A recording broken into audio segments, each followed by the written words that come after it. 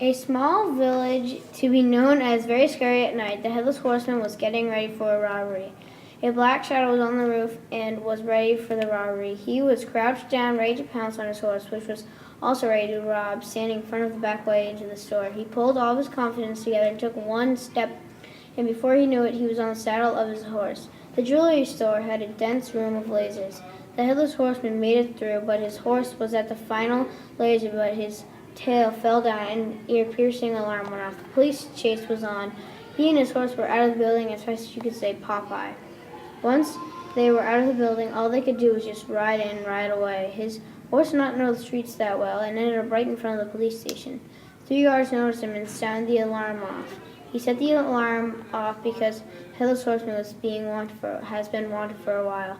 Headless Horseman sped off, but the police were right on his tail shooting at him. Soon the police cornered him and took him to jail. As soon as he got into that building, he attempted to run away with his horse, but the metal door stopped him right in his path.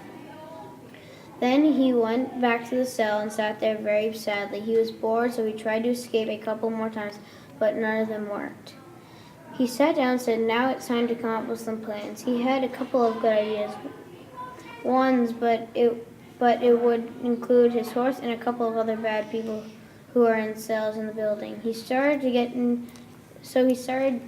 by getting to know them and talking about the plan to them. A couple of them were just plain mirrors, but some of them he really trusted him and wanted them to be in the plan. The names of his partners were going to be Bucko and Patty. They were the smartest, but they weren't the smartest, but they were pretty strong and they can help.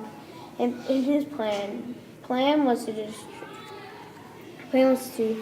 distract the guards, get the security cam, shut all of them down himself, and get out the door as quick as you can. If anything happened, every man for himself. Headless Horseman was ready for this plan with his partners, Bucko and Patty.